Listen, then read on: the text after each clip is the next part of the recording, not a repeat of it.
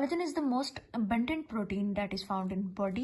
ये सबसे ज़्यादा मॉडिफाइड होती है by post translational modification, organise करती है और स्ट्रेंथन करती है एक्स्ट्रा सेलुलर मैट्रिक्स बॉडी के अंदर। उसकी टाइप 1 to 4 जो होती हैं वो सबसे ज़्यादा कॉमन होती हैं ह्यूमंस के अंदर।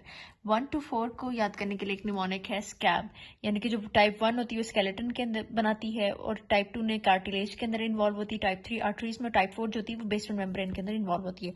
टाइप 1 मोस्ट कॉमन होती है, 90% होती है, बोन बनाती है और इसके अलावा उसमें ऑस्टियोब्लास्ट यानी कि बोन फॉर्मिंग सेल्स होते हैं। Skin, tendon, dentin, fascia, cornea, late wound जो रिपेयर होती है वो टाइप 1 कराती है। याद रहे, अगर तो टाइप 1 की डेफिशिएंसी हो जाती है तो एज अ रिजल्ट क्या होता है, ऑस्टियोजेनेसिस इम्परफेक्टा टाइप 1 होने के चांसेस ज़्यादा होते हैं टाइप 1 की वजह से। इसके अलावा क्या होता है कि टाइप 2 के अंदर कार्टिलेज इन्वॉल्व होती है, जैसे कि hyaline cartilage, vitreous body, nucleus pulposus वगैरह शामिल हो गए। इसके अलावा टाइप 3 के अंदर रेटिक्यूलन यानी कि स्किन, ब्लड वेसल्स, यूट्रस, ऐसे ऑर्गन जिनके अंदर ब्लड सप्लाई ज़्यादा है, यानी कि इस तरह से याद रखना है इसको। यूट्रस, फीटल टिश्यू और अर्ली जो वुंड रिपेयर होती है वो इसके अंदर शामिल होती है। इसके अलावा क्या होता है कि टाइप 3 जो होती है अगर डेफिशिएंट हो जाए वास्कुलर टाइप के अंदर तो एज अ रिजल्ट क्या होता है, एहलर-डैनलेस सिंड्रोम होने के चांसेस ज़्यादा होते हैं। मायोफाइब्रोब्लास्ट जो होते हैं वो रिस्पॉन्सिबल होते हैं सिक्रेशन के, जैसे कि प्रोलिफरेटिव स्टेज के अंदर और वुंड कंट्रैक्शन के अंदर। नेक्स्ट टाइप 4 के अंदर बेसमेंट मेम्ब्रेन आ जाती है, बेसल लेमिना आ जाता है, ग्लोमेरुलस और कॉक्लिया, लेंस वगैरह इसके अंदर शामिल होती हैं। इसमें अगर डिफेक्टिव हो एल्पोर्ट सिंड्रोम के, targeted by auto antibodies in Goodpasture syndrome. So these are all the examples of collagen. अगर हम बात करें कोलेजन की साइंथिसिस की कि क्या किस तरह से ये सिंथेसाइज्ड होता है और इसका स्ट्रक्चर क्या है, तो इस तरह से इसको याद करना है कि फाइब्रोब्लास्ट के अंदर न्यूक्लियस से कोलेजन का मैसेंजर आरएनए बाहर निकलता है, तो इसने फिर राइबोसोम के पास जाना होता है, यानी कि रफ एंडोप्लाज्मिक रेटिकुलम के अंदर गया और इसने यहाँ पर ये एक as a form of pre pro collagen के तौर पे ये रिलीज होता है। अब इसके अंदर क्या होता है, इसमें सर ये पहला स्टेप होता है कि प्री प्रो कोलेजन ने कन्वर्ट होना होता है इनटू हाइड्रोक्सिल फॉर्म, यानी कि इसकी हाइड्रोक्सिलेशन होती है। ये जो प्री प्रो कोलेजन होता है ये प्रो अल्फा चेन की बैकबोन की वजह से बना होता है, जिसके अंदर ग्लाइसिन इन्वॉल्व होता है, उसके साथ एक्स या वाई अटैच होता है। एक्स में प्रोलीन या फिर लाइसिन अमाइनो एसिड शामिल होते हैं, जबकि वाई में जो हाइड्रोक्सी प्रोलीन या फिर हाइड्रोक्सी लाइसिन शामिल हो सकते हैं। कोलेजन के अंदर 1/3 ग्लाइसिन मौजूद होता है, ये बात याद रहे। ग्लाइसिन कंटेंट ऑफ कोलेजन जो होता है वो लेस वेरिएबल होता है as compare to lysine and proline, ये बात याद रहे। नेक्स्ट, इसके बाद जो प्री प्रो कोलेजन की हाइड्रोक्सिलेशन हो जाती है प्रोलीन की, लाइसिन की, ये जो स्टेप होता है इसके लिए विटामिन सी होने का इंपॉर्टेंट है, एज अ कोफैक्टर के तौर पे एक्ट करता है। अगर विटामिन सी ही नहीं है तो एज अ रिजल्ट स्कर्वी होने के चांसेस ज़्यादा होते हैं पेशेंट्स के अंदर। नेक्स्ट स्टेप है कि ग्लाइकोसाइलेशन, यानी कि शुगर जो होती है वो ऐड हो जाती है इसके अंदर। Glycosylation of pro alpha chain हो जाती है हाइड्रोक्सी लाइसिन रेजिड्यूज की और प्रो कोलेजन बना देती है। हाइड्रोजन और डाइसल्फाइड बॉन्ड बनना शुरू हो जाते हैं इस प्रो अल्फा कोलेजन की चेन के अंदर। एज अ रिजल्ट इसने क्या करना होता है कि ट्रिपल हेलिक्स बना देता है कोलेजन का अल्फा चेन्स के। अब ये ट्रिपल हेलिक्स जो होता है अगर तो ये ना बन पाए तो ये इसका जो मसला होता है वो ऑस्टियोजेनेसिस इम्परफेक्टा के अंदर होता है, ये बात याद रहे। ठीक है, दूसरा कौन सी चीज़ थी ऑस्टियोजेनेसिस इम्परफेक्टा काम करने वाली, अगर तो कोलेजन की टाइप 1 का कोई डिफेक्ट है यानी कि इसकी प्रोडक्शन कम हो रही है तब भी ऑस्टियोजेनेसिस इम्परफेक्टा होती है। सो फर्स्ट ये ट्रिपल हेलिक्स बन गया। अब ये ट्रिपल हेलिक्स क्या होता है, इसकी एक्सोसाइटोसिस होती है। ठीक है, एक्सोसाइटोसिस का इसमें क्या होता है कि यानी कि ये जो प्रो कोलेजन है वो एक्स्ट्रा सेलुलर स्पेस के अंदर चला जाता है। नेक्स्ट, जब ये एक्स्ट्रा सेलुलर स्पेस के अंदर चला गया तो इसके ऊपर प्रोटीलिटिक प्रोसेसिंग होना शुरू हो जाती है, यानी कि प्रोटीन की ब्रेकडाउन होती है, क्लीवेज हो जाती है disulphide rich terminal regions of pro collagen insoluble tropo collagen के अंदर वो कन्वर्ट हो जाता है। ट्रोपोकोलेजन इंसॉल्युबल होती है। ठीक है, उसके बाद क्या होती है कि असेंबली होना शुरू हो जाती है, कोलेजन असेंबल करते हैं फाइब्रल्स के ऊपर और अलाइन करते हैं ताकि वो क्रॉस लिंकिंग कर सके आपस में। अब ये जो क्रॉस लिंकिंग होती है इसकी फॉर्मेशन ऑफ क्रॉस लिंक्स ये स्टेबलाइज्ड होती है with the help of lysyl oxidase enzyme की और कोलेजन फाइबर बनाते हैं। ठीक है, रेनफोर्समेंट होती है स्टैगर्ड ट्रोपोकोलेजन मॉलिक्यूल की by covalent lysine hydroxy lysine cross linkage. अब इस क्रॉस लिंकेज के लिए कॉपर कंटेनिंग लाइसाइल ऑक्सीडेज का होना जरूरी होता है जो कि कोलेजन के फाइबर्स को बनाता है। क्रॉस लिंकिंग ऑफ कोलेजन बढ़ जाती है एज के साथ साथ। प्रॉब्लम जो होती है क्रॉस लिंकिंग की, अगर इसमें कोई क्रॉस लिंकिंग का डिफेक्ट आ गया है यानी कि कॉपर की अगर ट्रांसपोर्ट या फिर एब्जॉर्प्शन ठीक नहीं हो पाए तो एज अ रिजल्ट मेनकीज डिजीज होता है। अगर हम बात करें मेनकीज डिजीज की तो ये x linked recessive connective tissue disease होती है जिसमें इम्पेयर कॉपर की एब्जॉर्प्शन ट्रांसपोर्ट होती है। रीजन ये होती है कि इसमें डिफेक्टिव मेनकीज प्रोटीन ATPA होता है। याद रहे ये A का मतलब है कि इसमें एब्सेंट कॉपर है। जबकि एक डिजीज होती है कॉपर की जिसको हम कहते हैं विल्सन डिजीज, उसके अंदर क्या डिफेक्ट होता है ATPB का। B मतलब कि कॉपर का बिल्डअप हो जाता है। एज अ रिजल्ट क्या होता है कि लाइसाइल ऑक्सीडेज की एक्टिविटी कम हो जाती है। Copper is necessary as a cofactor. Defective collagen की क्रॉस लिंकिंग होती है। As a result brittle kinky hair patients के अंदर देखने को मिलते हैं। ग्रोथ और डेवलपमेंटल डिले होगी, हाइपोटोनिया होता है और रिस्क ऑफ सेरिब्रल एनेरिज्म बढ़ जाता है।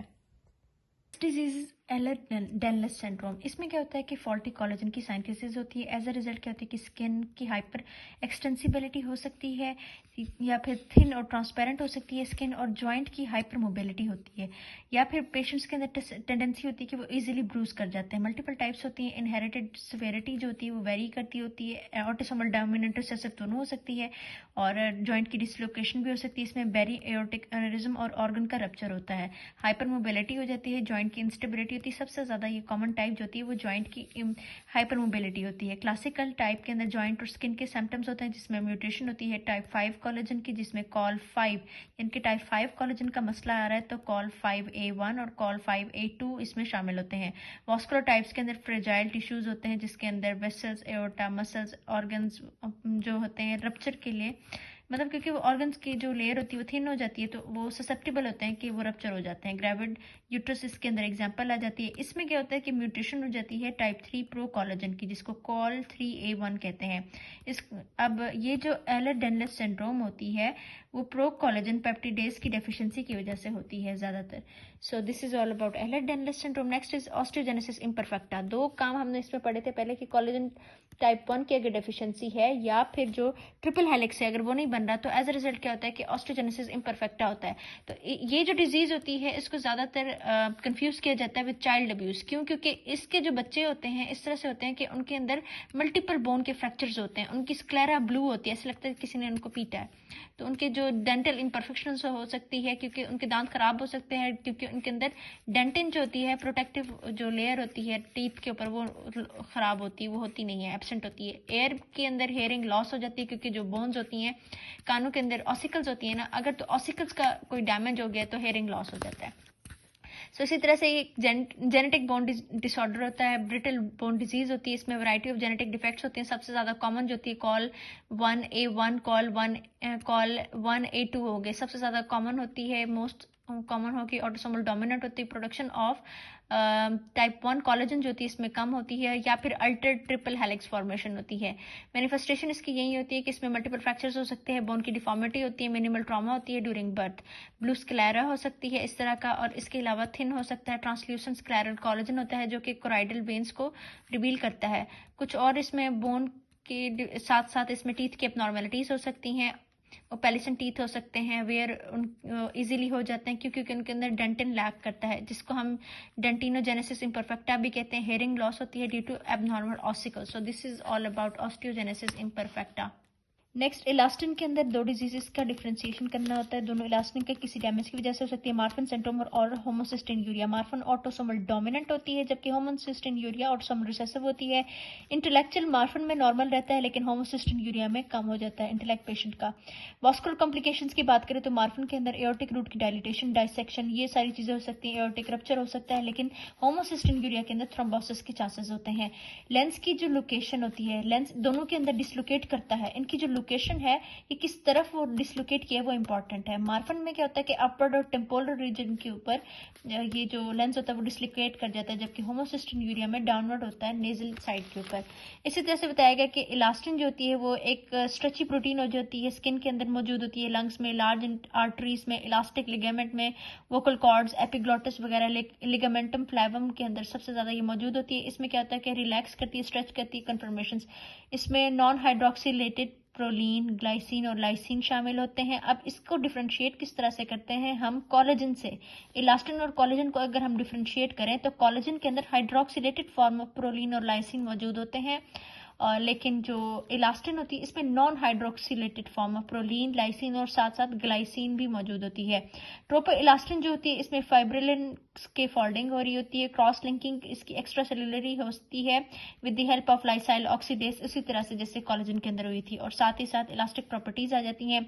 ब्रोकन डाउन इसकी जो ब्रेक डाउन होती है इलास्टिन की, वो इलास्टेज एंजाइम कराता है खासतौर पे। अब इस इलास्टेज के ऊपर अगर अल्फा 1 एंटीट्रिप्सिन एंजाइम एक्ट करे तो इसकी इनहिबिशन हो जाती है। अब एक ऐसी डिजीज होती है जिसमें ये अल्फा 1 एंटीट्रिप्सिन जो होता है वो ज़्यादा से ज़्यादा इलास्टेज को क्या होता है ये इसकी डेफिशिएंसी हो जाती है। एज ए रिजल्ट क्या होता है कि इलास्टेज बहुत ज़्यादा बनना शुरू हो जाता है, अनअपोज्ड एक्टिविटी होती है, तो एज ए रिजल्ट सीओपीडी हो जाता है। ये सीओपीडी के अंदर ये सारा डिफेक्ट देखने को मिलता है। नेक्स्ट बात करें, मार्फन सिंड्रोम ऑटोसोमल डोमिनेंट है, वेरिएबल एक्सप्रेशन होता है, कनेक्टिव टिश्यू डिसऑर्डर होता है, स्केलेटन हार्ट का और आंखों का। इसमें FBN1 जीन की म्यूटेशन होती है क्रोमोसोम 15 के ऊपर। फिब्रिलिन 1 का डिफेक्ट होता है जो कि एक ग्लाइकोप्रोटीन होती है जो कि शीट बनाती है इलास्टिन के अराउंड और सिक्वेस्टर कर देती है TGF बीटा को।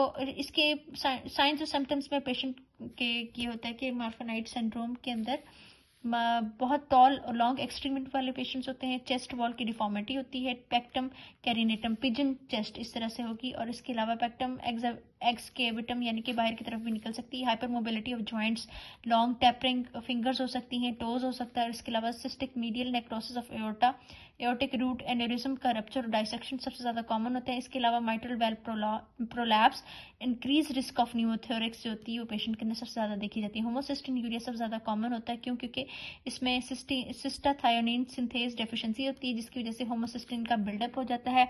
इसके साइंस और सिम्टम्स बिल्कुल सेम होते हैं जैसे मार्फन सिंड्रोम के होते हैं, और इसी तरह से ये सारे उसके साइंस और सिम्टम्स हैं कि उसमें आर्म ज़्यादा होता है, height ratio arm to height ratio ज़्यादा है, upper to lower body segment की रेशियो कम हो जाती है, एरेक्नोडेक्टिली हो सकती है, joint hyperlaxity, skin hyper elasticity, scoliosis, fair complexion वगैरह होने के चांसेस ज़्यादा होते हैं। So this is all about elastin.